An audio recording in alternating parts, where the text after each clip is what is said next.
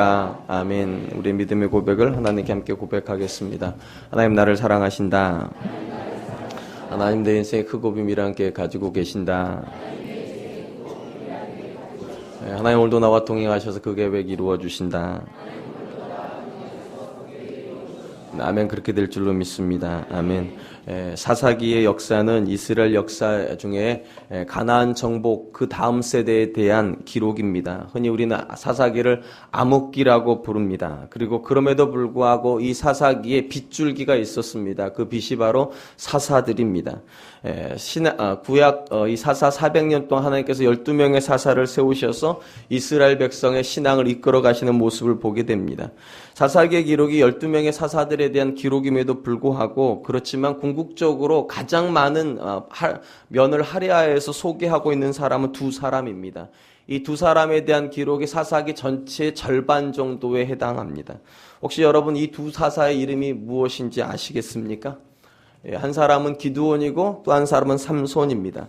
사사기는 총 21장으로 구성이 되어 있고 이 중에 사사들에 대한 기록만 모은 것이 3장부터 16장까지입니다.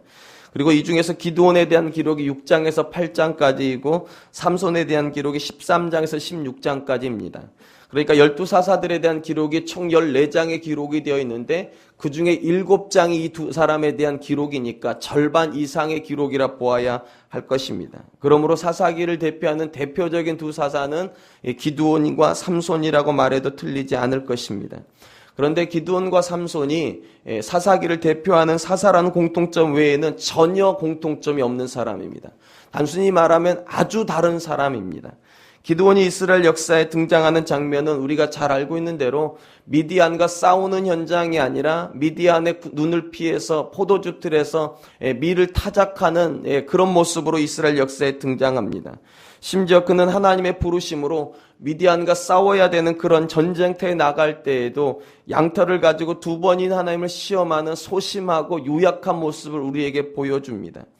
이런 기드온의 등장과 달리 삼손의 등장은 화려하다고 표현해야 될 정도로 놀랍습니다. 그는 성경에 흔하지 않는 탄생에 대한 이야기를 가지고 있습니다. 삼손이 잉태되기 전에 하나님은 천사를 통하여서 그것도 한 번도 아니라 두 번이나 삼손의 출생을 예고하셨습니다. 그리고 그는 태어나기 전부터 이미 나실인으로 구별이 되어 하나님의 사람으로 그렇게 선택되었습니다. 그리고 삼손이 공식적으로 이스라엘 역사에 등장하는 장면은 스펙타클합니다. 맨손으로 사자를 찢어 죽이는 것으로 공식적인 사역을 시작합니다. 심지어 그는 나귀턱배 하나를 가지고 1000명의 사람을 쳐 죽이는 가히 초인적인 일을 해내기도 합니다. 상식적으로 생각하면 기드온보다 삼손이 이스라엘 역사에 놀라운 일들을 행할 것 같습니다. 누가 보아도 기드온은 백성을 이끌기에는 턱없이 부족한 리더십을 가지고 있으며 소심하다라는 말이 어울릴 것 같은 사람입니다. 이와 반대로 삼손은 나실인이라는 특권을 가지고 있을 뿐만 아니라 그 누구도 따라올 수 없는 특별한 은혜를 가지고 있었습니다. 근데 놀라운 것은 12명의 사사들 중에 가장 초라하게 등장하는 기드온이 가장 위대한 사사로 탈바꿈하고요. 가장 뛰어난 모습으로 등장한 삼손이 가장 초라한 사사로 전락하게 됩니다. 12명의 사사 중에 딱 한 명이 실패합니다. 사사의 일에. 누굴까요? 그게 삼손입니다. 가장 뛰어난 재능을 가지고 있었지만 가장 초라한 결말을 가지고 있는 사람, 그가 바로 삼손입니다. 그렇다면 여러분, 왜 이런 일이 벌어졌을까요? 가장 초라한 모습을 가지고 있는 기드온은 왜 그렇게 위대한 사사가 됐고 가장 위대한 모습을 가지고 있는 삼손은 왜 그렇게 초라해졌을까요? 답은 딱 하나입니다. 하늘입니다. 기드온에게는 하늘이 열려 있었고요. 삼손에게는 하늘이 닫혀 있었습니다. 기드온이 하나님의 부르심을 받았을 때 기드온의 관심은 하늘이었습니다. 하늘이 관심이었다는 거 어떻게 알 수 있는가? 여러분, 솜털을 가지고 기드온이 2번 하나님을 시험하죠. 그리고 그 솜털 가지고 하는 시험 핵심이 뭡니까? 솜털에만 이슬이 있게 해달라. 이게 첫 번째입니다. 그럼 여러분 어떻게 됩니까? 하나님께 하늘을 여실 때 솜털 부분만 닫으시고 나머지 열어놔야 돼요. 이렇게 해요. 뭔 말인지 모르세요? 그런 거잖아요. 타작마당에서 솜털에만 이슬이 있으려면 거기만 열어놓고 또 이렇게 해야 되잖아요. 그러니까 첫 번째는 솜털에만 이슬이 있게 해달라고 그랬습니다. 그래서 거기만 열어놓으셨어요. 거기만. 두 번째는 거꾸로 하죠. 솜털만 마르게 해달라. 거기만 닫고 나머지 열어놓아야 돼요. 여러분, 이건 상식적으로 불가능한 일이에요. 그런데 지금 기드온이 하나님께 요청한 건 그거예요. 하나님, 상식적으로 안 되는 일을 행해 주시면 제가 나가겠습니다. 근데 놀라운 것은 하나님께서 기드온을 위해서, 오직 그 사람만을 위해서 하늘을 열었다 닫았다 하신다는 것입니다. 이게 기드온에게는 매우 중요한 역할을 합니다. 확신을 주었기 때문입니다. 이 확신 때문에 기드온은 이후에 하나님께서 그에게 군사를 주실 때 숫자와 상관없이 미디안의 대군과 싸우러 가는 사람이 되었습니다. 기드온이 처음 군사를 모집하는 나팔을 불었을 때 몇 명이 모집됩니까? 그런 거 아시면은 새해가 피곤해집니다. 32,000명이 모였습니다. 여러분, 32,000명이라는 숫자가 절대 적은 숫자는 아니지만 그들이 싸워야 될 숫자가 135,000명이라고 놓고 보면 이건 적은 숫자입니다. 어려운 싸움이 될 거예요. 근데 하나님께서 32,000명이 너무 많다고 그러십니다. 그리고 줄이더니 몇 명까지 줄여버리십니까? 300명이에요. 이건 참 참혹한 숫자입니다. 여러분, 산술적으로만 계산해도 32,000 대 135,000명은 1대4 정도의 싸움입니다. 산술적으로. 그러니까 내가 한 사람이 4명을 감당해야지 그래도 이기는 게 아니라 그것도 그냥 균등한 싸움이 될 정도. 한 사람 4명을 이겨야 돼요. 근데 300명이 135,000명이면 1대 450의 싸움입니다. 한 사람이 450명이랑 싸워야지만 비등비등한 싸움이 돼요. 여러분, 이 기드온의 용사들이요, 삼손과 같은 힘을 가지고 있는 사람이라면 가능한 싸움일 거예요. 근데 여러분, 앞에서 이끌고 있는 기드온도 삼손 아니에요. 따라온 군사들도 삼손 아니에요. 이건 이길 수 없는 전쟁이에요. 도무지 불가능해 보여요. 유약한 사람 기드온이 유약한 사람 300명을 데리고 135,000을 이긴다. 이건 불가능해 보여요. 근데 놀라운 것은 그 300명의 용사가 135,000명을 이긴다는 것입니다. 저는 올해 여러분들에게 주어진 힘이 얼마냐는 중요하지 않다고 생각합니다. 여러분은 능히 이기실 수 있습니다. 여러분 앞에는 어떤 시험도 작은 힘으로도 이길 수 있습니다. 한 가지만 분명하다면요. 하늘만 열려 있다면요. 여러분의 힘으로가 아니라 위에서 부으시는 능력으로만 여러분이 충만할 수 있다면 적은 힘으로도 큰 용사를 이기게 될 줄로 믿습니다. 그렇다면 삼손은 어떻습니까? 그는 혼자 힘으로 1,000명의 군대를 이기는 힘을 가지고 있었지만 그 강력한 힘이 오히려 그로 하여금 하늘을 닫아버리게 하는 교만을 초래하게 만들었습니다. 그는 하나님과 함께 일하지 않습니다. 언제나 혼자 일합니다. 언제나 혼자예요. 왜냐하면 혼자서도 능히 감당할 수 있으니까. 혼자서도 웬만한 건 다 해결할 수 있으니까. 이때부터 그는 여자에게 빠져들기 시작합니다. 그리고 드릴라라고 하는 이방 여자를 통하여서 블레셋이 놓았던 덫에 걸려서 블레셋을 정복하는 것이 아니라 블레셋에게 정복을 당하고 눈이 뽑히고 머리가 잘려져서 블레셋 사람들의 맷돌을 돌리는 그런 노예 신세로 전락하고 말았습니다. 물론 삼손이 눈이 뽑히고 머리가 잘렸음에도 불구하고 마지막 순간에는 하나님의 은혜를 다시 한번 입습니다. 그래서 잔치자리에서 기둥을 붙잡고 장렬하게 장사가 됩니다. 죽습니다. 여러분, 혹시 성경 기록상 이때 마지막으로 삼손이 몇 명 죽였는지 아십니까? 오늘 참 숫자 얘기 많이 하죠. 걱정하지 마세요. 저도 숫자 약하니까. 3,000명 죽였습니다. 여러분, 근데 이 3,000명이 군인은 아니에요. 민간인을 포함한 숫자예요. 그러니까 성경적으로 말하면 삼손이 죽인 사람은, 블레셋과 싸워서 죽인 사람은 민간인 포함해서 도합 한 4,000명 정도 됩니다. 그러니까 민간인 포함해서 삼손은 총 4,000명하고 싸운 거예요. 쉽게 말하면요. 그럼 여러분, 아까 기드온은 몇 명이었습니까?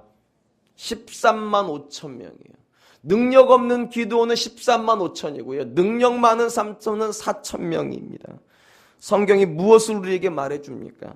한 사람 인생에서 정말로 중요한 것은 능력 아니라는 겁니다. 그 사람이 얼마나 많은 능력 가지고 있느냐, 그 사람이 얼마나 탁월한 재능을 가지고 있느냐, 그 사람이 얼마나 재능이 있는 사람이냐, 그건 중요하지 않다는 거예요. 만약 재능으로 일할 것이었다면 삼손이 135,000명 이겨야 돼요. 근데 삼손은 4,000명밖에 안 돼요. 재능이 없는 사람, 누가 보아도 소심하고 누가 보아도 유약한 기드온이 135,000이고요. 재능에 충만한 삼손이 4,000이에요. 이것이 우리에게 소망인 줄로 믿습니다. 기드온이 했다면 우리도 할 수 있어요. 만약에 삼손이 했다면 우리 이렇게 말해야 돼요. 삼손이니까. 근데 여러분, 성경은 참 공평해요. 전 그래서 하나님이 참 좋아요. 기드온도 할 수 있는데, 야곱도 했는데, 이런 식으로 이렇게 말씀하시는 것 같아요. 하물며 너일까 보냐. 왜 네가 못한다고 말하냐. 기드온도 했다. 기드온도. 그 겁장의 기드온도 300명 데리고 가서 13만 5천 명을 이겼는데 왜 네가 못하겠냐. 내게 능력 주시는 자 안에서 내가 모든 것을 할 수 있느니라. 할 수 있거든이 무슨 말이냐. 믿는 자에게 능치 못함이 없느니라. 이것이 오늘 삼손을 통하여서 그리고 기드온을 통하여서 저와 여러분에게 주시는 메시지인 줄로 믿습니다. 여기서 제가 한 가지만 꼭 짚고 넘어가고 싶은 것이 있습니다. 우리는 일반적으로 삼손하면 대단한 근육질의 소유자일 거라고 생각합니다. 그죠? 근육도 빵빵하고 등치도 크고 그냥 머리도 크고 모든 게 그냥 용사적인 이미지를 가지고 있을 거라고 생각합니다. 그래서 대부분의 사람들이 이 삼손하면은 히랍 신화에 누구를 생각합니까? 헤라클레스. 두 사람은 친구 같아요, 꼭 느낌이요. 삼손이나 헤라클레스나 뭐 그놈이 그 이미지가 그 이미지 같아요. 우락부락하고 용사 같고 그 한 방 치면 사람 다 나가 떨어지고 이런 느낌이에요. 그리고 심지어 대부분의 성화도 삼손을 그릴 때는 그런 이미지로 그립니다. 건장한 남자로 심줄이 불뚝불뚝 뛰어나와 있는 그런 사람으로 그려집니다. 그렇다면 여러분, 성경에서 말하는 삼손은 정말로 그런 이미지일까요? 만약에 우리가 생각하는 것 같은 삼손의 모습이 그런 거였다면 절대로요, 드릴라가 삼손한테 이렇게 묻지 않습니다. 당신의 힘의 비밀이 어디 있습니까? 왜 물어봐요? 근육이지. 왜 물어보겠어요? 등치지. 안 그러겠습니까? 그 근육 가지고 있고 그 등치면 물어볼 필요가 없죠. 이렇게 물어봐야죠. 어디에서 운동하셨어요? 그 헬스장 어디예요? 이런 건 물어봐야 되는 거 아닙니까? 뭐 먹어야지 당신같이 근육 나옵니까? 뭐 먹어야지 당신같이 힘씁니까? 이런 건 물어봐야죠. 무슨 말인지 아시겠습니까? 이런 질문의 의미가 뭐예요? 누가 봐도 삼손은 평범한 모습이었을 거라는 거예요. 어떻게 저런 힘이 나오지? 저렇게 평범한 사람에게서. 어떻게 저런 능력이 나오지? 저렇게 평범한 사람. 그게 궁금한 거예요. 그게요. 드릴라가 이해가 안 됐고 블레셋 사람들이 이해가 안 됐던 건 그거예요. 평범한 삼손이 어떻게 비범하냐는 거예요. 어떻게 나귀 턱뼈 하나가 그 사람 손에 들어가면 1000명이 죽냐는 거예요. 이건 상식적으로 맞지가 않다는 거예요. 여러분, 헤라클레스가 1000명 죽이면 죽이는 거예요. 근육질에 우람한 삼손이 죽였다면 그건 삼손이 한 거예요. 그럼 비밀이 되지 않아요. 근데 아무리 생각해 보아도 성경이 말하는 삼손이 그냥 머리만 길 뿐이에요. 제가 볼 때는. 여러분하고 별반 차이도 없을 거예요. 그런데 그 사람은 비범한 삶을 산단 말이에요. 그러니까 그게 비밀이에요. 당신의 힘의 비밀이 뭡니까? 도대체 무엇 때문에 당신은 그런 겁니까? 제가 말하려고 하는 의미를 아시겠습니까? 사실은 삼손이 삼손 될 수 있었던 것은 그의 근육 아닙니다. 그의 힘 아닙니다. 그의 머리카락으로 상징되어지는 하나님의 은혜입니다. 여러분, 삼손이 머리카락 스스로 기르지 못하는 거 아시죠? 근육은 키울 수 있어요, 사람이요. 예? 근육은 키울 수 있다고. 근데 머리는 못 키워요. 머리가 빠져버리면 죽었다 깨어나도 솜털은 자라게 해놔도 이렇게는 못해요. 은혜로 자라는 거예요, 머리는요. 그죠? 키도 은혜로 자라는 거죠. 네. 사람의 힘으로 안 되는 거예요. 왜 하나님께서 머리를 기르게 하셨을까, 삼손에게? 키를 키워주시지. 근육을 키워주시지. 여러분, 머리카락은 내 힘으로 안 되는 거예요. 그건 은혜예요. 삼손에게 그거 가르쳐주고 싶으셔서 머리를 못 자르게 하시죠. 나시른으로 아예 구별해 놓으시죠. 이렇게 말씀하시는 거예요. 네가 가지고 있는 힘은 너의 근육의 산물도 아니고 너의 노력의 산물도 아니고 열려져 있는 하늘로부터 부어지는 은혜의 산물이라는 거 끊임없이 가르쳐 주시는 거겠죠. 근데 놀라운 것은 그 비범함이 그를 아주 초라한 사람으로 만들어 버렸다는 겁니다. 왜 그랬을까요? 그것이 내 거인 줄 알았기 때문에요. 내가 머리카락을 자라게 하는 줄 알았기 때문에요. 내 힘이 나한테서 나오는 줄 알았기 때문에요. 그래서 그는 하늘을 열어놓으셨음에도 불구하고 하늘을 닫아버리는 사람이 되어버렸습니다. 그러므로 사실은 기드온이나 삼손 모두 같은 원리로 살았어야 될 사람입니다. 그런데 기드온은 그의 부족함 때문에 열린 하늘문으로 더욱 적극적으로 나가는 사람이 되었습니다. 300명으로 못 이기거든요. 죽었다 깨어나도 300으로 13만 5천 명을 못 이긴다는 걸 아니까 그는 더 철저하게 하나님을 붙잡습니다. 더 철저하게 하나님을 의지합니다. 그래서 약할 때 강함이 돼요. 그러나 상대적으로 삼손은 그의 능력 때문에 하늘을 스스로 닫아버립니다. 자기가 할 수 있다 생각하니까. 혼자서도 얼마든지 가능하다고 생각하니까. 사랑하는 성도 여러분, 우리는 모두 같은 환경, 같은 배경, 같은 재능을 가지고 있지 않습니다. 우리 중에 어떤 사람은 기드온과 같이 배경과 환경과 재능에 있어서 다른 사람보다 나을 바가 없는, 어쩌면 다른 사람보다 좀 초라한 모습을 가지고 있을 수도 있습니다. 또 어떤 사람은 삼손처럼 태생적으로 능력과 기질과 재능에 있어서 다른 사람보다 뛰어날 수 있습니다. 그럼 누가 복 받은 겁니까? 대답 좀 해보세요. 누가 복 받은 겁니까? 대답을 못 하시겠죠. 그게 정답입니다. 복 받았느냐 못 받았느냐는 태생이 결정하지 않습니다. 여러분의 하늘이 결정합니다. 인간적으로 복 못 받았던 기드온에게 하늘이 열려 있으니까 그 사람이 복 받은 사람이 되어버렸습니다. 인간적으로 복 받았다고 생각했던 삼손에게 하늘이 닫히니까 그는 절망스러운 사람이 되어버렸습니다. 그러므로 여러분, 무엇을 가지고 있느냐는 중요하지 않습니다. 그걸 가지고 있는 것 때문에 하늘을 향하여 나갈 수 있느냐 없느냐가 중요한 거예요. 내가 아무것도 안 가지고 있기 때문에 하나님께 나아간다. 그 사람 복 받은 사람입니다. 나는 너무 많이 가지고 있어서 하나님 필요치 않다. 그 사람 복 없는 사람입니다. 그것이 기드온과 삼손을 통하여 하나님께서 우리에게 가르쳐 주시는 내용입니다. 여러분이 아무리 뛰어난 사람일지라도 여러분이 하나님을 믿는 사람이라면 인정하셔야 됩니다. 여러분에게 하나님이 필요합니다.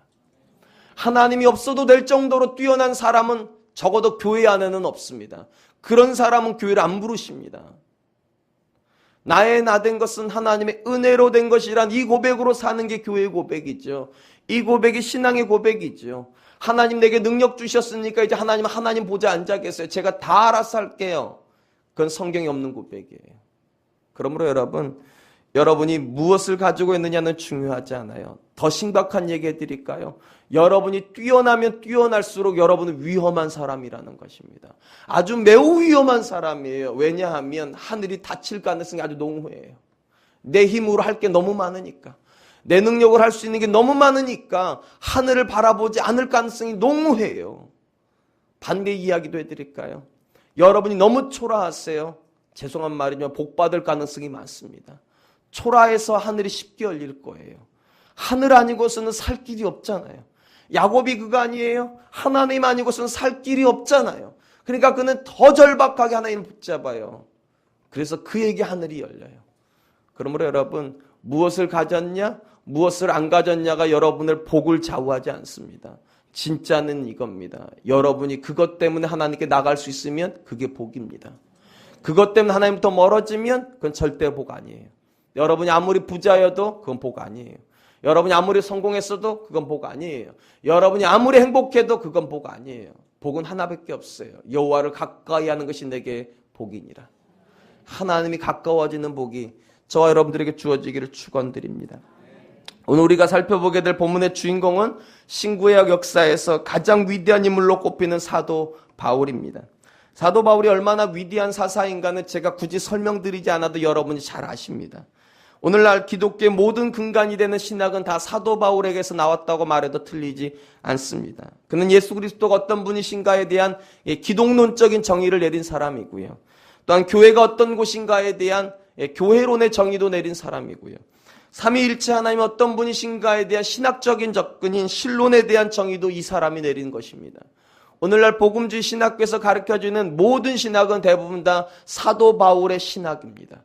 그로부터 정립이 되었고 그로부터 우리에게 주어진 신학이에요. 신학적인 영향만 끼친 게 아닙니다. 사도 바울은 신구약 성경에서 가장 많은 성경을 기록한 사람입니다. 신약 성경 27권 중에 혼자서 13권을 기록했습니다.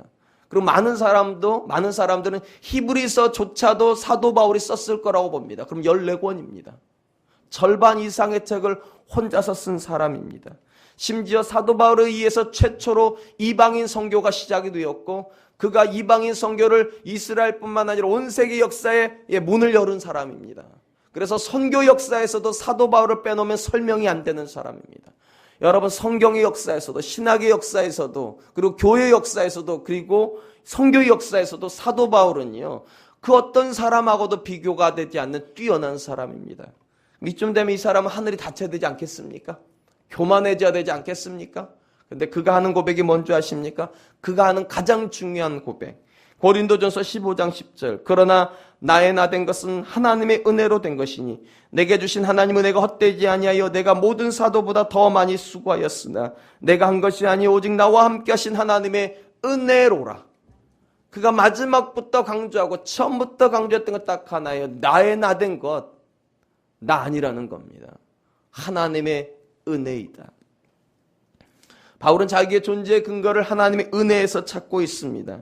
그는 자신이 한 모든 일들은 자신이 한 일이 아니라 하나님의 은혜가 빚어놓은 결과라 그렇게 선언하고 있습니다. 물론 사도 바울은 재능 있는 사람이었습니다. 그는 열정 있는 사람이었습니다. 그러나 여러분, 모든 재능이, 모든 열정이 사도 바울처럼 되는 건 아니에요. 우리 중에는요, 사도 바울보다 더 뛰어난 재능 가지고 있는 사람도 있습니다. 사도 바울보다 더 열정 있는 사람도 있을 수 있습니다. 그러나 사도 바울처럼 은혜에 매달리는 사람은 흔하지 않습니다. 재능 있는 사람은 혹 있을 수 있고 열정 있는 사람은 혹 존재할지 모르겠지만 그 재능과 그 열정에도 불구하고 하나님께 헌신하는 사도 바울과 같은 사람은 흔하지 않습니다. 일반적으로 열정이 있으면 교만해지기 십상이고요. 일반적으로 재능이 있으면 하나님 없이 혼자서 일하려고 하는 경향이 많습니다. 근데 사도 바울은 그 재능에도 불구하고 그 열정에도 불구하고 언제나 하나님을 추구합니다. 언제나 하나님 은혜가 없으면 못 살 것처럼 그 은혜에 매달립니다. 한마디로 말하면 그에게는요, 하늘이 열려 있었습니다. 하늘이 열려 있었기 때문에 사도 바울이 사도 바울 될 수 있었다는 것입니다. 그러므로 여러분, 이 자리에 우리 자녀들이 오셨는데요, 재능으로 일하는 거 아니에요, 여러분. 능력으로 사는 것도 아니에요. 사도 바울이 말하는 건 하나예요. 재능도 필요할 수 있어요. 맞아요. 능력도 필요할 수 있어요. 그러나 대전제가 있어요. 하나님의 은혜가 없으면 그 재능 꽃도 못 피워요. 하나님 은혜가 없으면 그 열정 그냥 열정일 뿐이에요. 아무 의미가 없어요. 저는 우리 사랑하는 성도님들이 사랑하는 자녀에게 그거 가르칠 수 있기를 축원드립니다. 은혜가 빠지면 아무 소용 없습니다. 아무 소용 없습니다. 우리가 잘 알고 있는 대로 사도 바울은 본래 사울이라는 이름으로 교회 역사에 처음 등장합니다. 사울로 불리던 시절에 바울은 아이러니컬하게도 교회를 핍박하는 사람이었습니다. 그런데 그가 사도행전 9장을 지나면서 교회를 핍박했던 사울이 교회를 세우는 바울로 인생의 180도 전환이 일어나게 됩니다. 그가 원해서 이루어진 거 아닙니다. 그가 그렇게 되려고 기써가지고 된 게 아니에요. 어느 날 갑자기 그에게 찾아온 하늘이 있었습니다. 사도행전 9장에 보니까 하늘이 사도 바울에게 열립니다. 다메섹 도상으로 가는 곳에 갑자기 강렬한 햇빛이 하늘로부터 그에게 비춰집니다. 햇볕보다 더 강렬한 햇빛입니다. 예수 그리스도의 빛이었습니다. 그리고 예수님께서 이렇게 말합니다. 바울아 바울아 사울아 사울아 내가 어찌하여 나를 핍박하느냐. 그 한마디가 그의 인생을 완전히 바꿔놓아 버렸습니다. 그 이후에 그는 사울이 아니라 바울로 인생의 전환을 맞습니다. 물론 이름은요 똑같은 이름입니다. 사울은 히브리식 이름이고 바울은 헬라식 이름입니다. 같은 이름인데 성경이 변화되었다는 것을, 이 사람 인생이 전환되었다는 것을 보여주기 위해서 그런 식으로 표현한 것 같습니다. 어찌되었건 그에게 하늘이 열렸습니다. 그리고 하늘이 열려서 사울이 바울 되었기 때문에 나의 나 된 것은 사울이 아니라는 거예요. 하나님의 은혜죠. 찾아와 주신 하나님 때문에 내가 이 모든 일을 한 거지. 사울로 그 일을 했다면 내가 한 겁니다. 사울로 그 일을 감당했다면 사울이 한 거예요. 근데 바울이 하는 말이 뭐냐? 나는 사울로 감당한 것이 아니라 바울로 감당했다는 거예요. 그리고 바울 되게 하시는 분은 하나님이셨다는 거예요. 여러분 태생적으로 여러분의 힘으로 살면 여러분이 하신 거예요. 그러나 여러분이 거듭난 사람이라면 여러분의 힘으로 살 수 없습니다. 하나님의 힘으로 살아야 합니다. 여러분이 거듭난 부모님이라면 여러분의 힘으로 자녀 키우면 안 됩니다. 나의 나 된 것은 하나님의 은혜라는 고백으로 자녀 키워야 합니다. 여러분이 거듭난 배우자라면 여러분의 힘으로 부부 생활하면 안 됩니다. 결혼 생활하면 안 됩니다. 나의 나 된 것은 하나님의 은혜라는 고백으로 가정 생활해야 될 줄로 믿습니다. 더욱 놀라운 것은 하나님께서 사도 바울에게 한 번만 하늘을 열어주신 게 아니라는 거예요. 2번 열어주십니다. 사도행전 9장에서 열어주신 하늘은 그의 회심과 관련이 있었습니다. 그를 회심시키기 위해서 하늘을 열어주셨다면 오늘 고린도후서 12장에서 하나님께서 바울에게 열어주신 두 번째 하늘은 그의 능력하고 관련이 있습니다. 그에게 능력의 근원이 무엇인가를 가르쳐 주시기 위해서 두 번째로 하늘을 열어주셨습니다. 근데 여러분, 이 두 번째 열린 하늘은 더 높은 하늘이었습니다. 우리 흔히 삼층천이라고 부르는 하늘입니다. 세 번째 하늘까지 올라가요. 그리고 사도 바울이 보면 이 비밀한 이야기를 하면서 이렇게 이야기를 합니다. 2절에 보니까 내가 그리스도 안에 있는 한 사람을 아노니 그는 14년 전에 셋째 하늘에 이끌려간 자라. 14년 전에 셋째 하늘을 이끌려간 자라. 한마디로 말하면 자기 자신을 객관화해서 얘기하는 겁니다. 차마 내가 이것은 내가 경험한 거라고 말하면 너무 교만할 것 같으니까 내가 그리스도 안에 있는 어떤 사람을 안다, 이렇게 표현하고 있습니다. 여기서 말하는 14년 전이 언제인지는 정확하지 않습니다. 크게 두 가지 중에 하나일 것입니다. 하나는 그가 회심하고 나서 아라비아 광야에서 한 3년 정도 있었죠. 그때일 가능성이 가장 큽니다. 두 번째는 그가 다메섹에서 복음 증거하고 예루살렘으로 내려왔다가 유대인들이 이 바울을 죽이려고 하니까 제자들이 다소로 보내죠. 그리고 다소에서 대략 10년 이상의 시간을 혼자 칩거하게 됩니다. 그때 혼자 머물러 있었던 때가 아니었겠는가, 이 둘 중에 하나입니다. 가장 유력한 해석이. 어쨌든 간에 광야였거나 자기 집이었거나 당시에 바울에게는요 좋은 시간은 아닙니다. 왜냐하면 하나님이 그를요 열정 덩어리였던 그를요 복음 증거를 시키지 않아요. 그냥 머물러 있게 하세요. 아무 일도 안 시키는 시간이에요. 3년 동안 아무 일도 안 시키시고 10년 동안 아무 일도 안 시키는 시간이에요. 마치 버려진 것 같은 시간이에요. 무익함이 되는 시간이에요. 아무것도 못하는 시간. 근데 그 시간 하나님께서 찾아오셔서 이렇게 말씀하시는 거예요. 내가 너에게 큰 계획이 있다고. 내가 너에게 큰 계획이 있다고. 그렇게 하늘을 열어주셨습니다. 어쨌든 바울은 환상 중에 세 번째 하늘까지 올라갔습니다. 유대인들은 하늘을 3층천으로 일반적으로 구별합니다. 우리가 새들이 날아다니는 하늘 있죠. 이게 첫 번째 하늘입니다. 두 번째는 하늘과 하나님 계신 하늘 사이에 궁창이라는 게 존재합니다. 일반적으로 물을 모아놓은 창고입니다. 이제 비가 거기서 내려요. 우리 관점으로 하면 우주쯤 해당이 될 것 같습니다. 그리고 그 우주를 넘어선 하늘이 또 있습니다. 하나님의 보좌가 있는 하늘입니다. 그게 세 번째 하늘입니다. 사도 바울이 어디까지 올라가는가? 그 하나님이 보좌가 있는 세 번째 하늘까지 올라갑니다. 내일 이제 우리가 살펴볼 사람이 사도 요한인데요. 그도 역시 세 번째 하늘까지 올라가게 됩니다.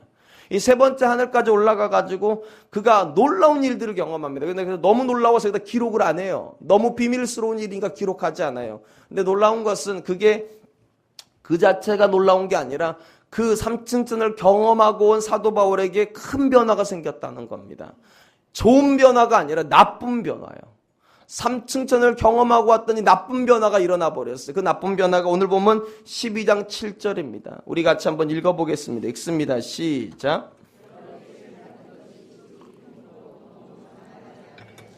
내 육체에 가시고 사탄의 사자를 주셨으니 이는 나를 쳐서 너무 자만하지 않게 하려 하심이라. 여러분, 세 번째 하늘을 보고 왔더니 하나님께서 바울에게 이렇게 말씀하세요. 네가 너무 자만할까 싶으니까 내가 너에게 육체의 가시를 하나 주겠다고. 근데 여러분, 이게 그냥 대충 육체의 가시가 아니에요. 얼마나 괴로웠던지 사도 바울이 뭐라고 표현하고 있는가? 사탄의 사자라고. 하나님께서 자기 몸에다가 사탄의 사자, 쉽게 말하면 복음 사역에 방해가 되는 요소를 집어넣었다는 거예요. 그래서 일반적으로 학자들이 크게 두 가지 중에 하나일 거라고 해석을 합니다. 하나는 간질을 했을 것이다.